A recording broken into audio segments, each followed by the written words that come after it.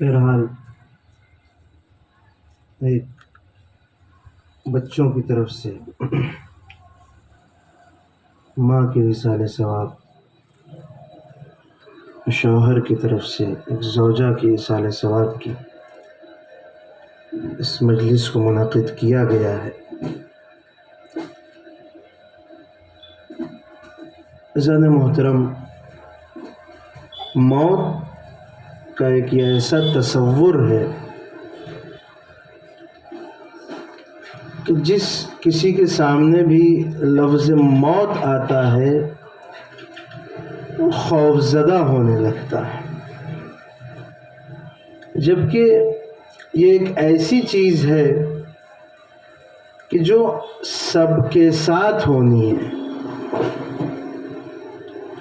کوئی بھی اس سے بچ نہیں سکتا ہے، سب کے ساتھ یہ چیز پیش آنی ہے۔ کل نفس ذائقۃ الموت، ہر نفس کو موت چکھنا ہے یا موت کا مزہ چکھنا ہے۔ اس آیت کریمہ کے ذیل میں نے ایک مرتبہ مجلس آپ کی خدمت میں پیش کیا ہے۔ دیکھیے، یہ مجلس عزا وسیلہ ہے کہ جب انسان اس دنیا سے چلا جاتا ہے تو وسیلوں میں ایک وسیلہ مجلس عزا ہے، جس کے ذریعے سے ہم مرحوم یا مرحومہ کے لیے ایصال ثواب کر سکتے ہیں۔ بہت سارے یوں تو وسیلے ہیں، اس لیے کہ دیکھیے مجلسیں محافظ دین ہیں، مجلسیں بقائے دین ہیں، مجلسوں کے ذریعے سے محبت تقسیم کی جاتی ہے، نفرتیں کم کی جاتی ہیں،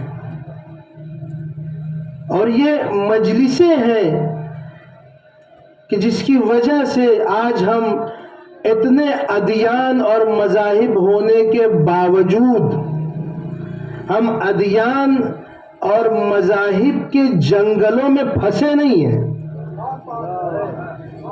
کس وجہ سے نہیں پھنستے؟ اس لیے کہ یہی مجلس عزا ہے، یہ ہمیں پھنسنے نہیں دیتی کہیں پر بھی۔ اسی لیے آپ دیکھیے شریعت میں ہر ایک چیز کا ثواب معین ہے، واجبات کو نکال کر ہر ایک چیز کا ثواب معین ہے۔ فلاں کام کرو اتنا ثواب ملے گا، فلاں کام کرو اتنے حج کا ثواب ملے گا، فلاں کام کرو اتنے عمرے کا ثواب ملے گا، لیکن واحد ایک مجلس عزا ایسی ہے کہ جس کی ثواب کی حد معین نہیں ہے۔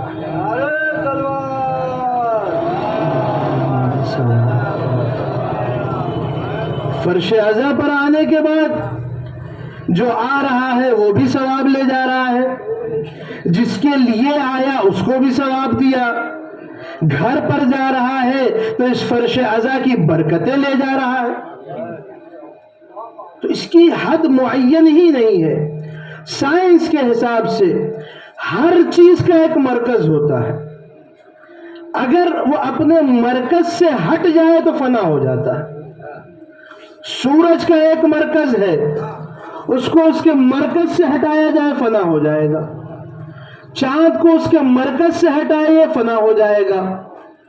مچھلی کا مرکز پانی ہے، مچھلی کو پانی سے اس کے مرکز سے نکالیے فنا ہو جائے گی۔ اسی طرح سے پھول کو اس کے مرکز سے جدا کر دیجئے، مرجھا جائے گا، آخر میں مرجھا کر فنا ہو جائے گا۔ لہذا سمجھ میں یہ آیا کہ ہر چیز اگر اپنے مرکز سے جدا ہوتی ہے تو مٹ جاتی ہے۔ ہمارا مرکز فرش عزا ہے، لہذا اگر ہم اس فرش عزا کے مرکز سے جدا ہوئے تو مٹ جائیں گے۔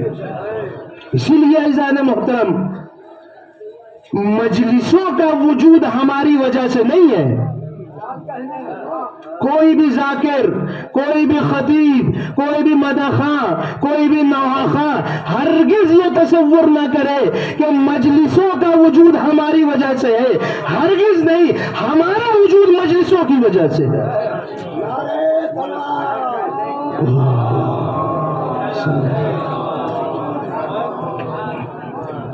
ہمارا وجود.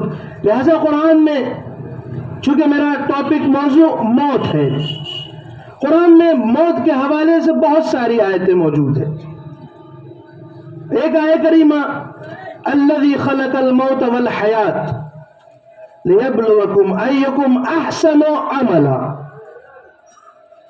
خدا فرماتا ہے میں نے موت اور حیات کو خلق کیا.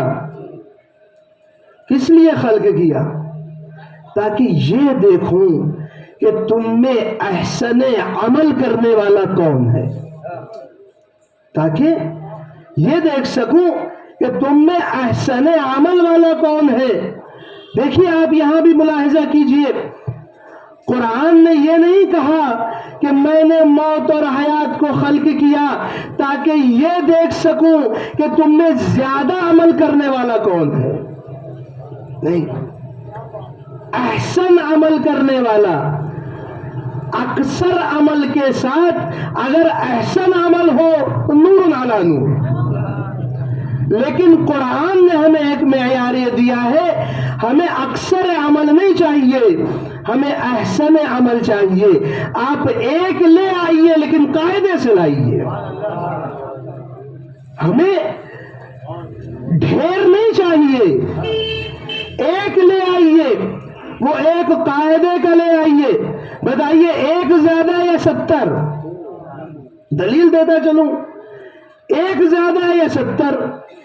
ظاہر سی بات ہے ایک کے مقابل میں 70 زیادہ ہے. قرآن کہتا ہے ہمیں احسن عمل چاہیے، ہمیں اکثر عمل نہیں چاہیے. دلیل اس کی عزیزان محترم یہی ہے، آپ ایک لائیے احسن عمل لائیے، آپ اکثر عمل 70 نہ لے آئیے.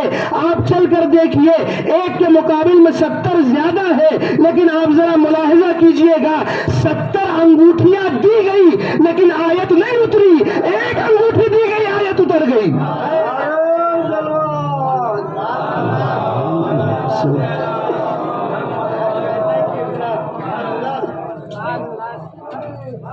لہذا احسن عمل چاہیے،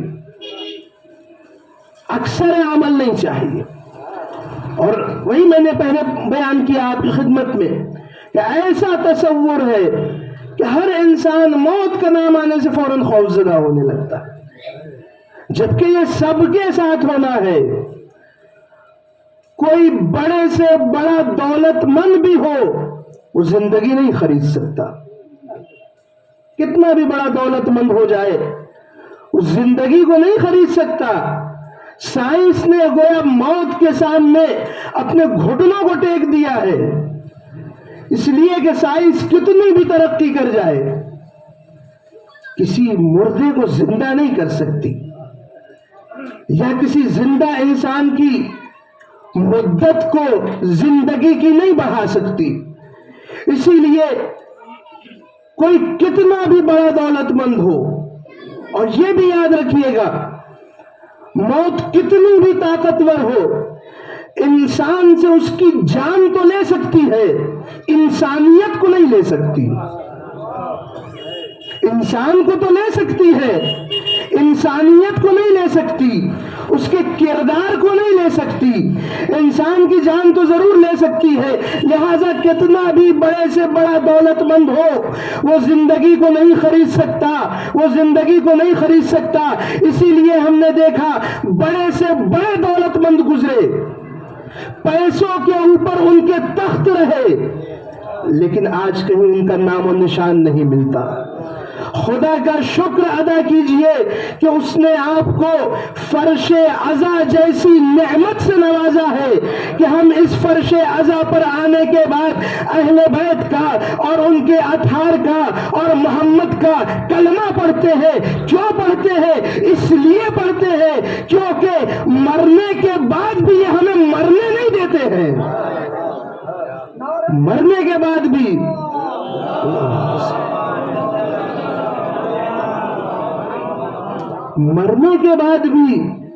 یہ ہمیں مرنے نہیں دے رہے ہیں. آج جو ہم عیسیٰ علیہ السلام کی اس مجلس میں بیٹھے ہیں ایصال ثواب کے لیے ہم نے قرآن خوانی بھی کی. بعض گروہ وہ نکلتے ہیں صاحب ان سب سے کوئی فائدہ نہیں، مرنے کے بعد مرحوم کو ان سب کا کوئی فائدہ نہیں ہوتا، یہ سب فضول ہے. لیکن قرآن نے اس تصور کو اور اس نظریے کو غلط ثابت کیا ہے. قرآن نے اس نظریے کو غلط ثابت کیا ہے. آپ اسی لیے دیکھیے قرآن مجید کہتا ہے کہ اگر کوئی نیک کام کرتا ہے اور مومن ہے، اس کے ساتھ ساتھ مومن بھی ہے، تو مرنے کے بعد ہم اس کو حیات طیبہ عطا کرتے ہیں. ہم اس کو حیات طیبہ یعنی پاکیزہ زندگی عطا کرتے ہیں. اب جو لوگ یہ کہتے ہیں کوئی فائدہ نہیں، وہ اپنی جگہ صحیح. اس کا مطلب یہ ہے کہ وہ اس بنا پر کر رہے ہیں کہ وہ جانتے ہیں کہ ان کا مرنے والا ہلاک ہوا ہے. لیکن ایصال ثواب کرنے والا وہ یہ جان رہا ہے کہ نہیں، اصل زندگی تو اب اسے ملی ہے. موت فنا کا نام نہیں ہے، موت بقا کا نام ہے.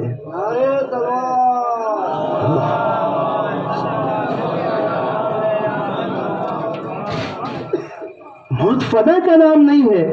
موت کسے کہتے ہیں؟ شنید سے جو دید میں بدل جائے. شنیدن سننے کو کہتے ہیں، دیدن دیکھنے کو. شنید سے جو دید میں بدل جائے یعنی زندگی بھر جو سنتے آئے ہیں، جیسے ہی اس کو آپ نے دیکھ لیا اسی کو موت کہتے ہیں. زندگی بھر جو آپ نے موت کے لیے سنا ہے، جیسے ہی آپ نے اسے دیکھا اسی کو موت کہتے ہیں. اور دیکھیے اس میں کوئی اختلاف نہیں ہے، چاہے شیعہ ہو، چاہے سنی ہو، چاہے ہندو ہو، چاہے کوئی بھی مذہب والا ہو، سب مانتے ہیں، سب جانتے ہیں کہ ایک نہ ایک دن مرنا ہے. مرنے کے ساتھ ساتھ یہ بھی مانتے ہیں کب کس کو کیسے موت آئے گی کوئی خبر نہیں، کسی کو پتا نہیں.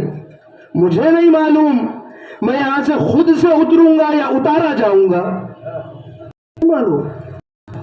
میں گھر خود سے جاؤں گا یا مجھے لے جایا جائے گا، نہیں معلوم ہے. کوئی اس بات کو طے نہیں کر سکتا کہ اس کی موت کب آنی ہے. لہذا اس میں کسی کے اندر بھی اختلاف نہیں پایا جاتا کہ موت انسان کو کبھی بھی آ سکتی ہے. لیکن ہاں، اگر تھوڑا سا ایک زاویے سے دیکھا جائے تو خود شیعوں میں ضرور اختلاف ہے. کیا اختلاف موت کے حوالے سے؟ وہ روایت یوں ہے کہ آپ نے بھی سنا ہے کہ موت جب انسان کو آئے گی کیسی موت ہوگی.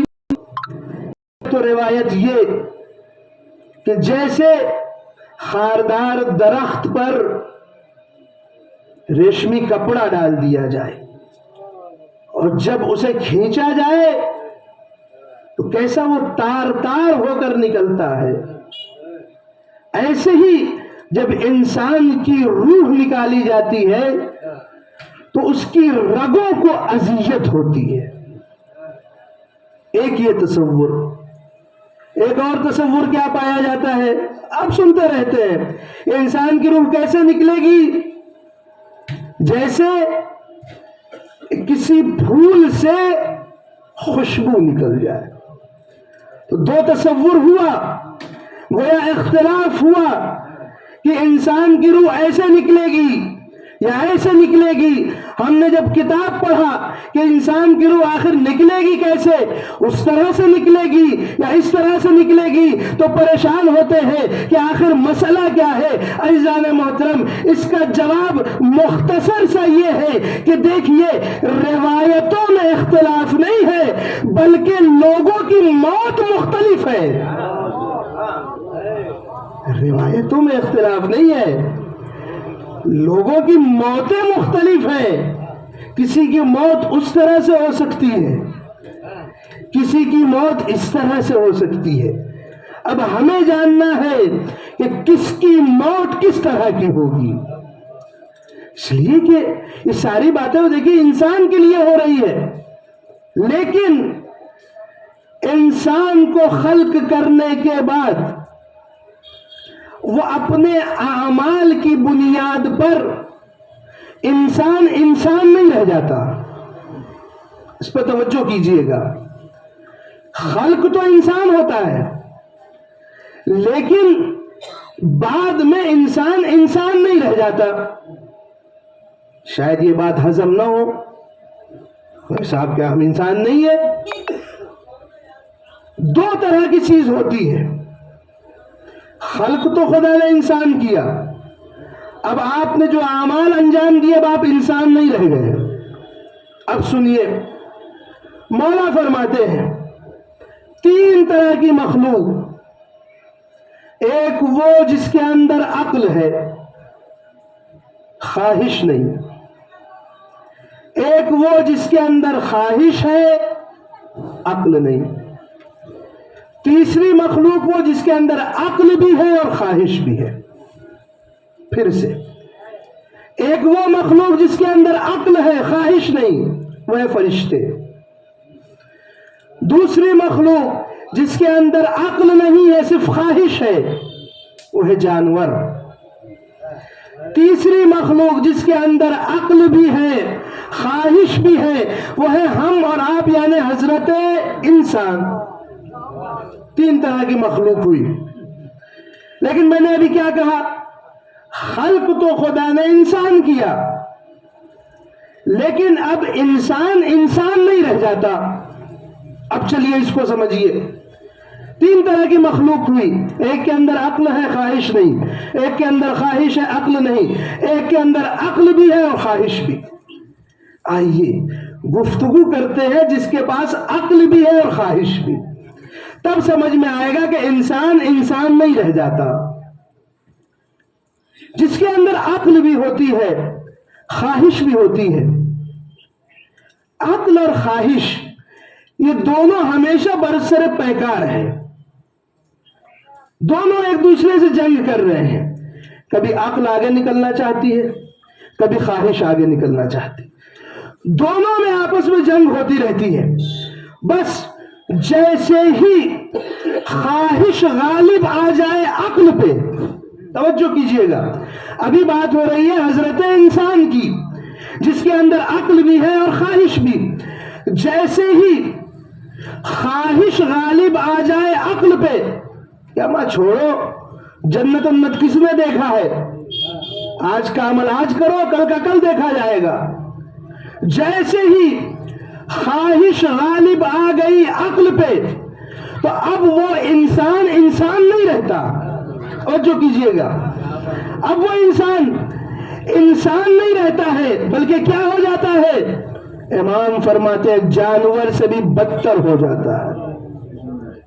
جانور بھی کہہ دیتا تو غنیمت تھی، لیکن جانور بھی کبھی نہ کبھی کام ہی آ جاتا ہے، کئی پروگرام نپٹا دیتا ہے،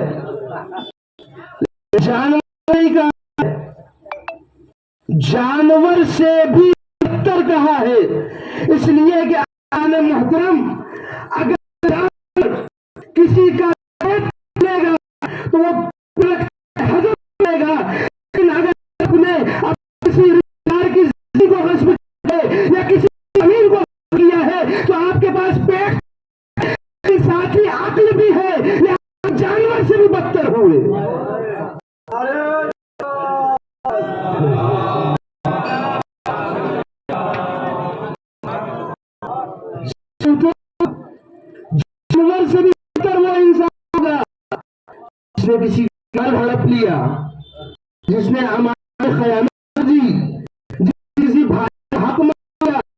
جس نے کسی ماں باپ کا حق مار وہ جانور سے بھی بدتر ہو جائے گا۔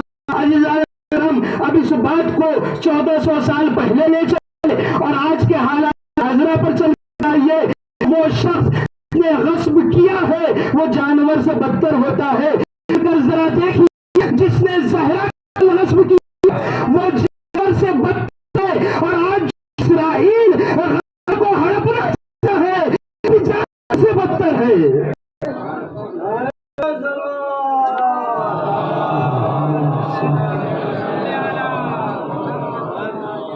اسرائیل یہودی جانور سے بدتر ہے ان کی زمین پر جا کر، کہ جب ان کو امریکہ نے مدد نہیں کی، جب بھوکے اور ننگے تھے اس وقت فلسطینیوں نے راہ دیا تھا۔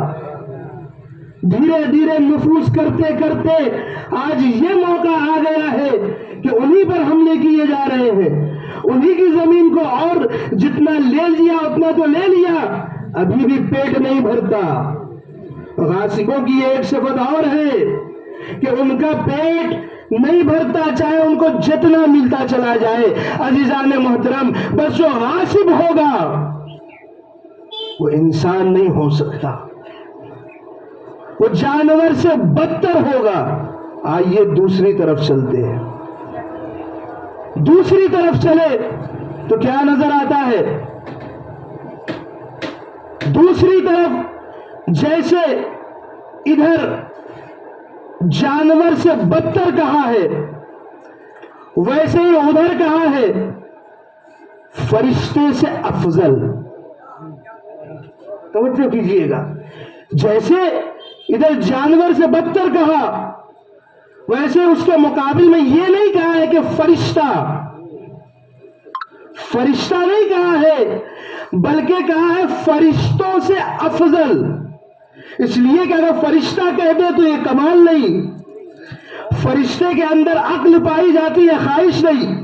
فرشتہ تو آلریڈی فرشتہ ہے، لیکن جس کے اندر دونوں صفات پائی جاتی ہے، اگر اس کی عقل اس کی خواہش پر غالب آ جاتی ہے تو اب اسے کہا جاتا ہے فرشتوں سے بھی افضل۔ لہذا موت دونوں کو آنی ہے، فرشتوں سے افضل والے کو بھی موت آنی ہے، جانور سے بدتر والے کو بھی موت آنی ہے۔ بس اب دیکھنا یہ ہے کہ فرشتوں سے افضل والے کی روح کیسے نکلتی ہے، جانور سے بدتر والے کی روح کیسے نکلتی ہے۔ صلوات محمد و آل محمد۔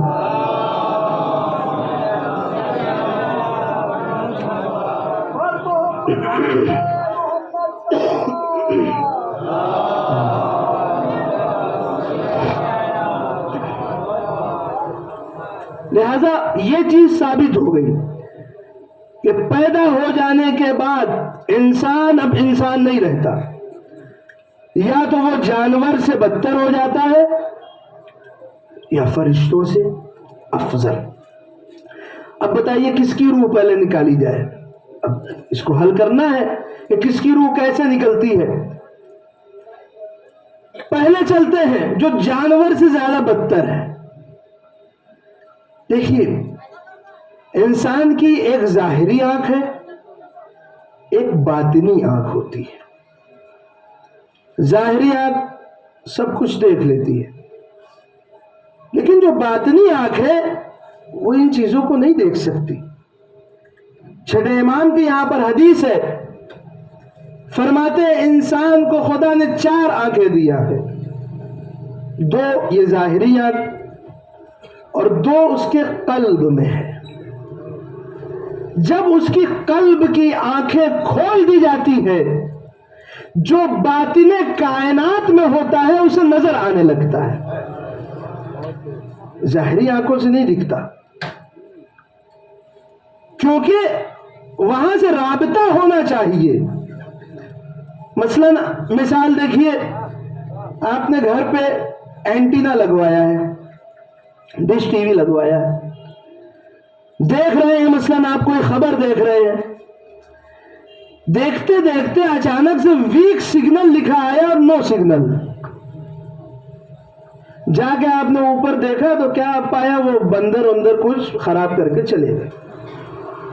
ٹھیک، یہ بتائیے آپ جب دیکھ رہے تھے، مثلا آپ یہاں دیکھ رہے تھے، ایران میں مثلا کوئی تقریر کر رہا تھا، اچانک سے تصویر آپ کی ٹی وی سے غائب ہو گئی، تو کیا وہ تصویر وہاں سے بھی غائب ہو چکی ہے؟ نہیں، وہاں ہے۔ مسئلہ یہاں فریکوینسی کا آ گیا ہے۔ ایک ہوتا ہے سینڈر، ایک ہوتا ہے ریسیور۔ جب تک یہ دونوں کی فریکوینسی سیٹ نہیں ہوگی، جو آپ کی آنکھوں کے سامنے نہیں ہے وہ نظر نہیں آئے گا۔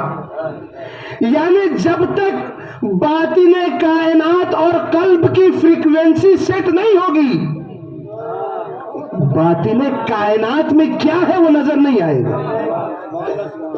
فریکوینسی سیٹ ہونا ضروری ہے۔ یہ کیسے سیٹ ہوگی؟ یہ کیسے سیٹ ہوگی؟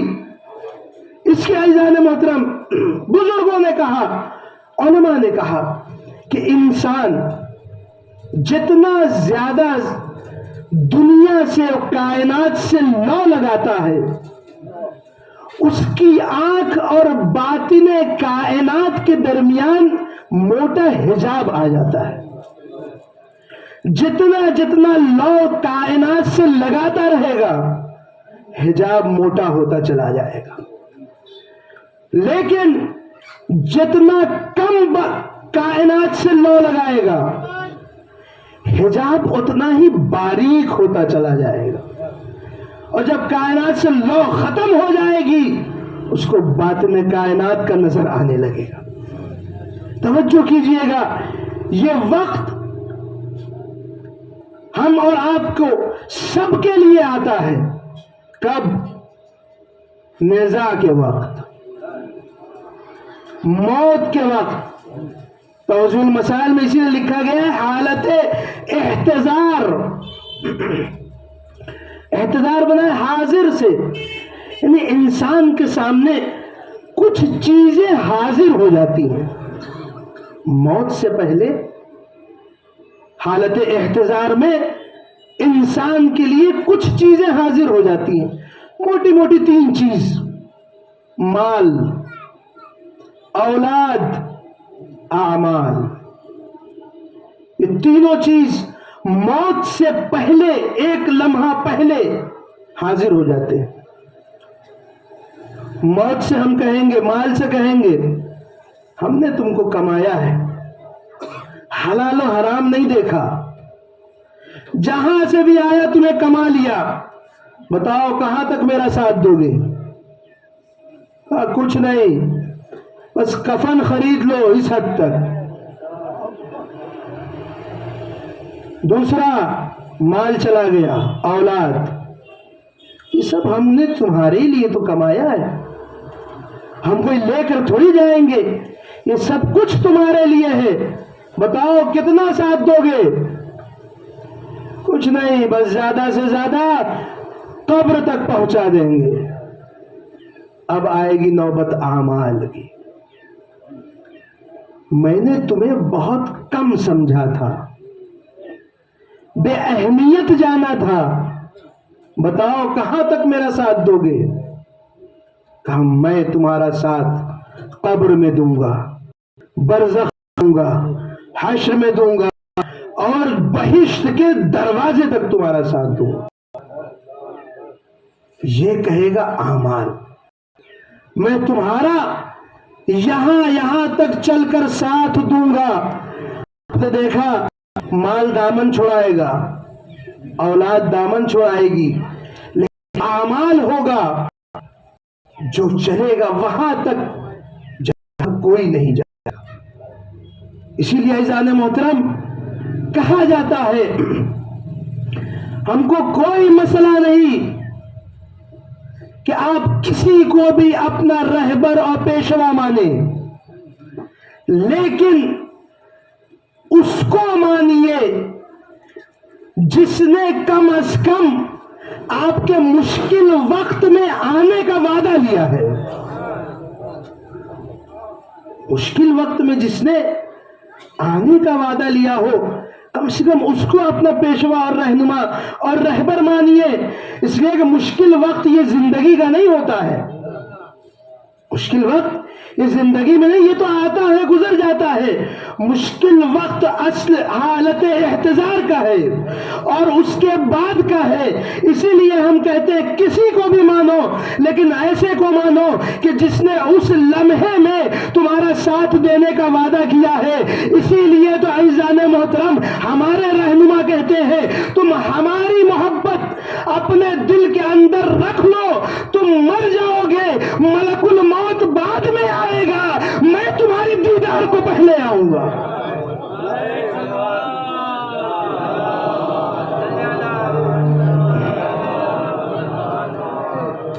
ملک الموت بعد میں آئے گا. ایک صلوات کا سہارا دے محمد وعلم.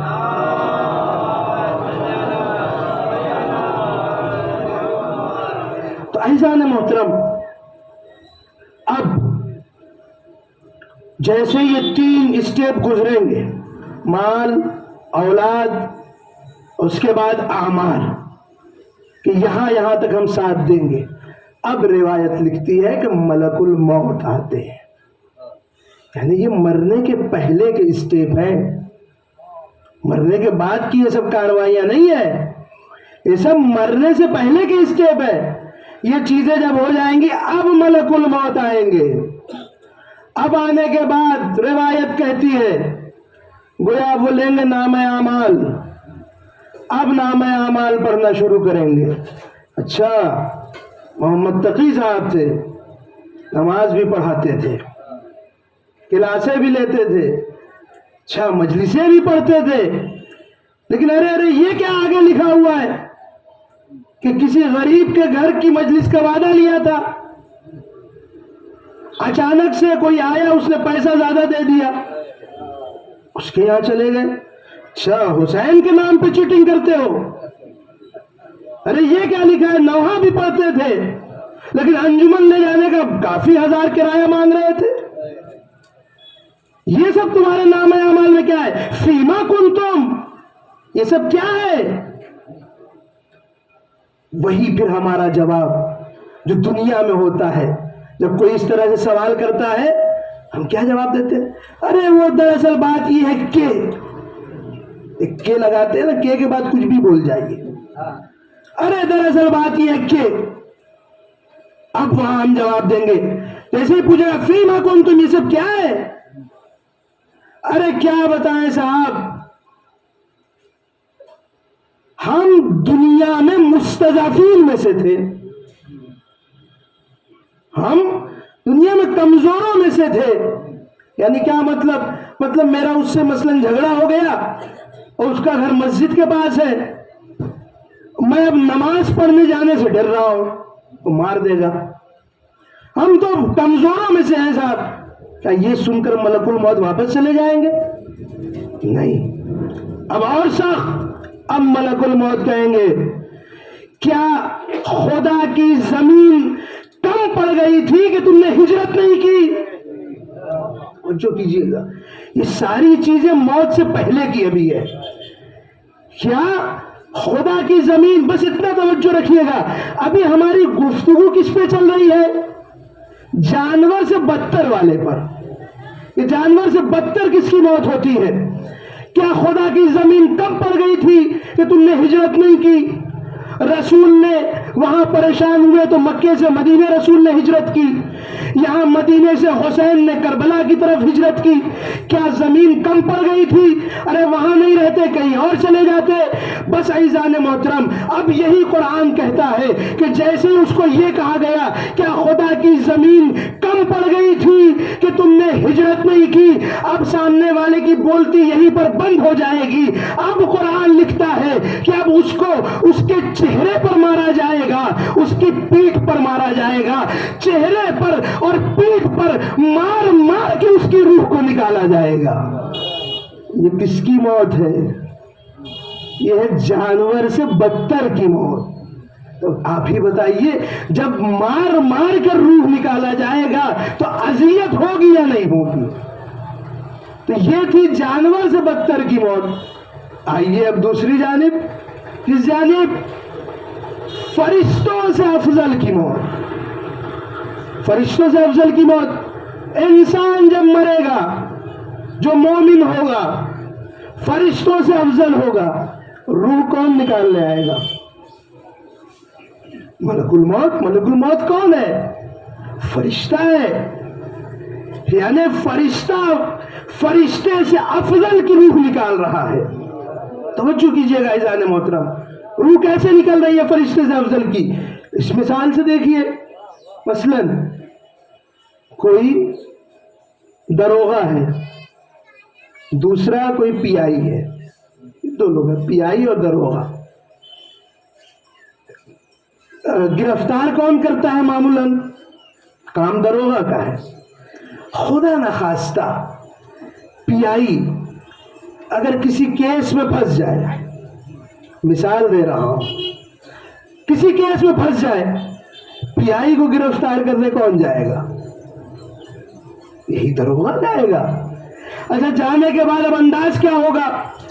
کام تو اس کا یہ ہے کہ دانے ہتھکڑی لے آئے، لیکن جائے گا، نظام ہے دنیا کا، جائے گا سر بہرحال میرا تو یہ کام ہے، میں ہتھکڑی وغیرہ نہیں ڈالوں گا، آپ ہی ایک کام کریے، چلیے شرافت سے اندر چلیے، میں کیا کروں، میں تو مجبور ہوں، میری نوکری کا مسئلہ ہے۔ یہ دنیا کی مثالیں جو میں پیش کر رہا ہوں، یہ صرف مثالوں کی حد تک نہیں ہے۔ بحر الانوار میں روایت موجود ہے کہ فرشتہ مومن کے سامنے کیسے جائے گا؟ فرشتہ مومن کے سامنے بالکل ویسے ہی کھڑا رہے گا جیسے ایک غلام اپنے آقا کے سامنے کھڑا رہتا ہے۔ لہذا فرشتوں سے افضل اب روح نکالنے آئے گا، اب مومن ڈرے گا، ظاہر سی بات ہے، روح نکل رہی ہے، اب مومن کو یہاں پر ہوگا خوف۔ توجہ، بات اب ہماری چل رہی ہے فرشتوں سے افضل کی روح نکلے گی کیسے؟ کیا ہم نے روایتوں میں پڑھا؟ اس طرح سے نکلتی ہے جیسے پھول سے خوشبو آئے گا، مومن ڈرے گا۔ فرشتے کا یہاں پر اب کام یہ ہے کہ پہلے اس کو سکون دے، پہلے اس کو اطمینان دے دے، پہلے اس کو سکون دے دے۔ ڈرتے کیوں ہو؟ پریشان کیوں ہو؟ آخر شکن کیسی ہے؟ پریشان نہ ہو تو کیا ہو؟ ارے میری اتنی آرزویں تھی، تم آ گئے، سب دھری کی دھری رہ گئی۔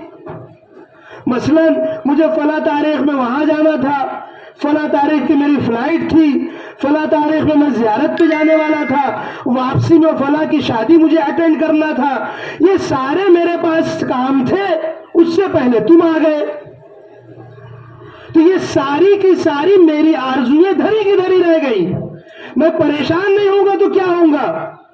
ایک مرتبہ ملک الموت کہے گا رکو، آسمان کی طرف نگاہ کرو۔ آسمان کی طرف جو نگاہ کیا، کیا منظر دیکھا؟ جنت کو دیکھا، اس کے محلوں کو دیکھا۔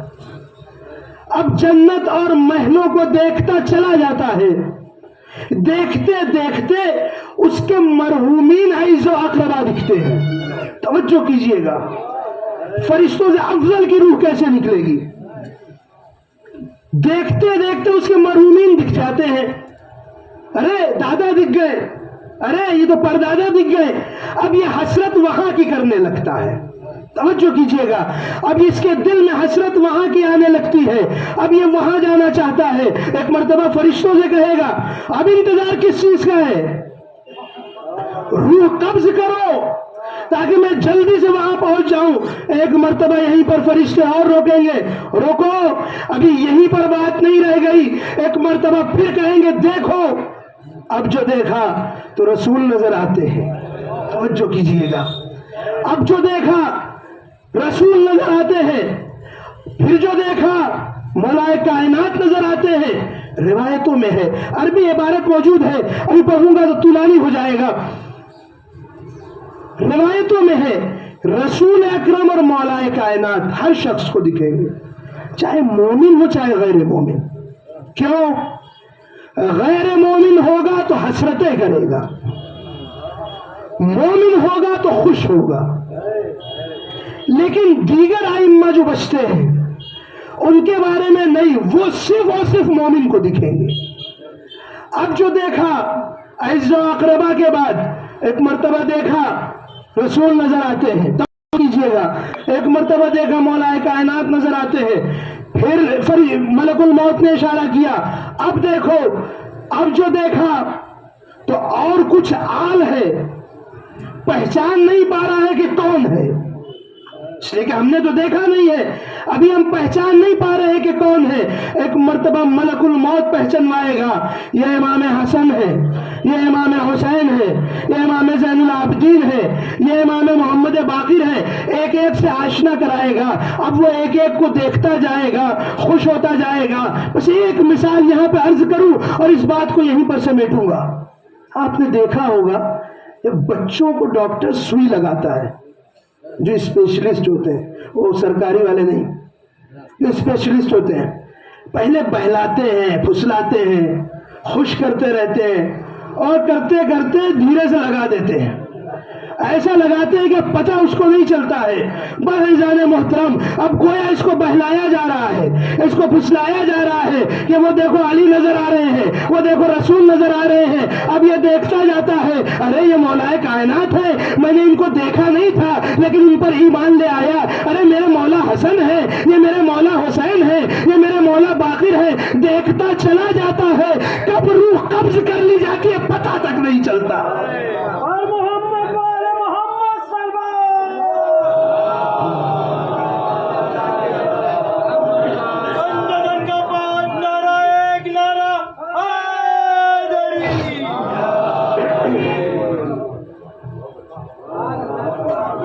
تو دو کیٹیگری بنی، باتوں کو چھوڑتے ہوئے، وقت ہو چکا، دو کیٹیگری بنتی ہے، ایک جو جانور سے بھی بدتر ہے، ایک جو فرشتوں سے بھی افضل۔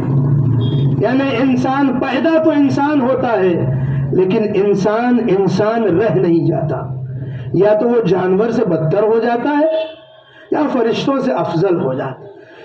کس کی روح کیسے نکلتی ہے یہ بھی آپ کی خدمت میں بیان کر دیا گیا کہ جانور سے جو بدتر ہو جائے، مار مار کر اس کی روح کو نکالا جاتا ہے، لیکن جو فرشتوں سے افضل ہو جائے اس کو گویا بہلا کر پھسلا کر اس کی روح کو ایسے قبض کیا جاتا ہے کہ پتہ تک نہیں چلتا۔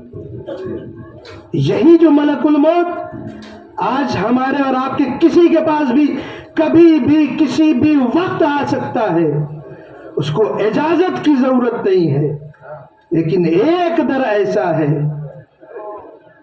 جہاں پر اسی ملک الموت کو اجازت کی ضرورت پڑتی ہے۔ وہ در سیدہ ہے، ایسا در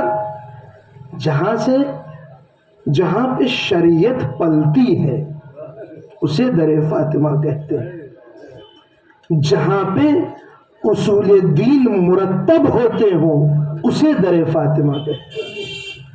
فاطمہ کی کم منزلت نہیں ہے، گویا فاطمہ کی طہارت کی اگر آپ بات کیجئے، فاطمہ کعبے سے بھی افضل ہے۔ کیسے؟ پھر دیکھیں بات نکل گئی، کعبے کی جب طہارت کی بات آئی کیا کہا گیا ابراہیم کو؟ طہر بیتی، میرے گھر کو پاک کرو۔ لیکن جب زہرا کی طہارت کی بات آئی، انما یرید اللہ لیذھبنا، یعنی کعبے کو جب پاک کروانا ہوا تو ابراہیم نے پاک کیا، لیکن اللہ جس کی طہارت کی گواہی دے اس ذات کو زہرا کہتے ہیں۔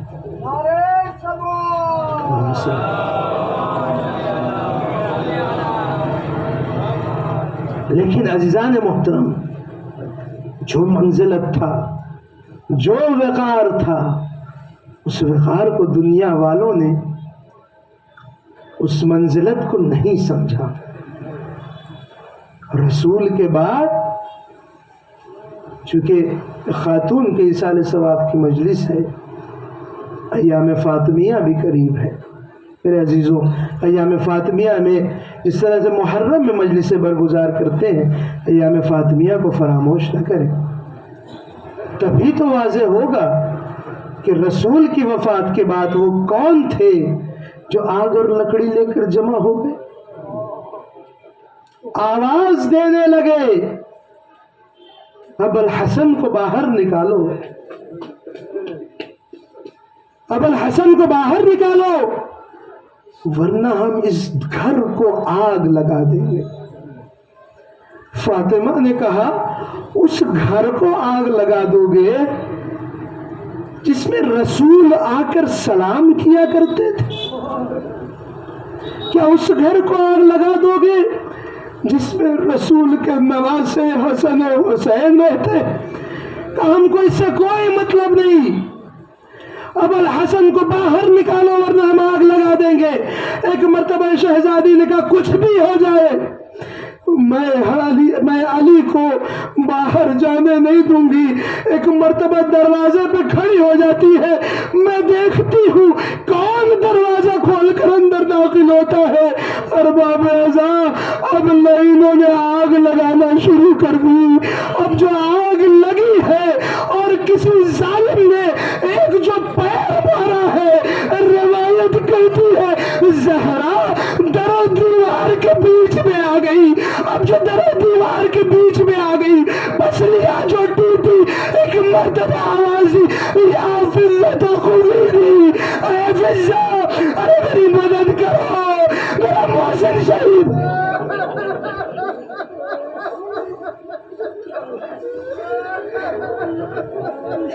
جزاکم اللہ خیر الجزا.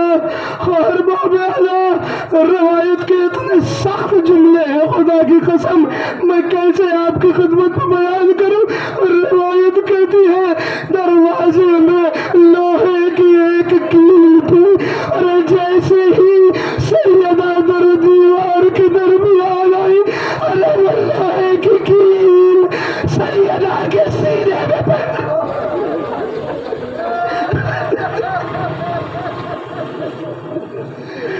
اور باب اعزاں جزاکم اللہ خیر الجزا.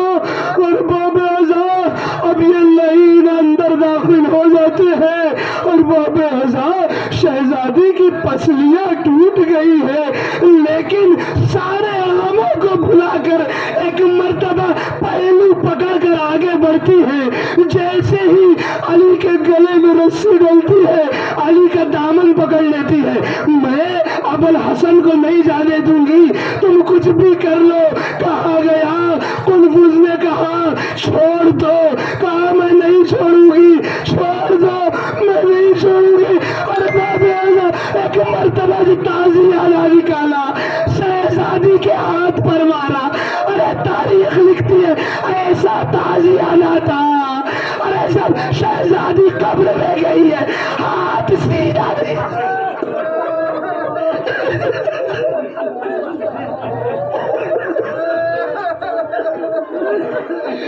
شہزادی کا ہاتھ آخر عمر تک سیدھا نہیں ہو سکا. اور باب اعزاں اس کے بعد عزیزان محترم ایک مرتبہ شہزادی کھڑی ہوتی ہے، پھر دامن پکڑا، کہا میں ہرگز جانے نہ دوں گی. اور باب اعزاں یہ منظر خدا کسی بچے کو اس کی ماں کا نہ دکھائے. کیا منظر تھا؟ ارے بچے سامنے موجود ہے. ایک مرتبہ ماں کے رخسار پر تماچا،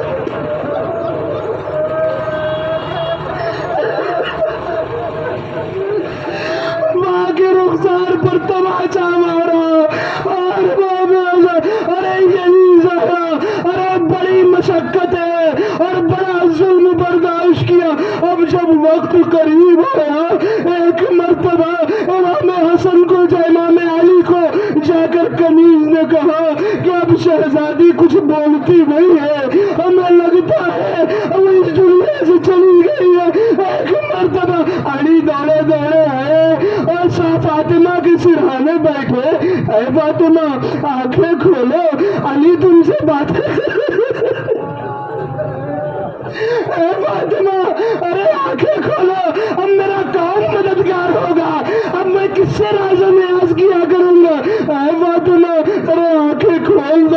علی مر جائے گا. اے فاطمہ آنکھیں کھول دو, علی کس سے دکھ بانٹے گا. ایک مرتبہ جب فاطمہ کی آنکھیں نہیں کھلی, علی نے کہا اے فاطمہ, ارے تجھ سے علی حکم دے رہا ہے, ارے آنکھوں کو کیوں نہیں کھولتی. اب جو آنکھوں کو کھولا, ارے آنسو جاری ہو گئے. ارے علی, ارے بس میری کچھ وصیتیں ہیں. اب وصیتیں کرنا شروع کیا. کفنی باللیل, غسلنی باللیل, دفنی باللیل. اے علی مجھے رات میں غسل دینا, اے علی مجھے رات میں کفن پہنانا, اے علی ارے مجھے رات میں دفن کرنا. اے علی میری ایک اور وصیت ہے. ہاں فاطمہ بولو کیا وصیت ہے. اے علی میرے بچے چھوٹے چھوٹے ہیں.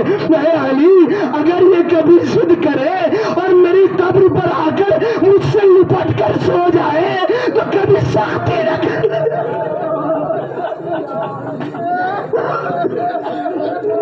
کبھی سختی نہ کرنا. اے علی ارے میرا حسین, ارے اس کو بہت پیاس لگتی ہے, راتوں میں اٹھ جاتا ہے. اے علی ارے اس کو راتوں میں پانی دے دینا. اے علی ارے زینب کا خیال رکھنا. یہی تو وجہ ہے کہ جب شہزادی دفن ہو چکی اور ایک مرتبہ علی تلاوت کر رہے تھے کہ اچانک قبر زہرا لرزی. اے علی ارے گھر جلدی سے جائیے. اے شہزادی آخر کیا ہو گیا. اے علی جائیے. ارے میری زینب اٹھ کے ماں کو ڈھونڈتی ہے.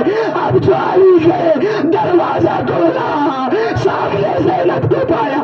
زینب نے کہا اے بابا, ارے مجھے لگا تھا آپ بھی اماں کی طرح چھوڑ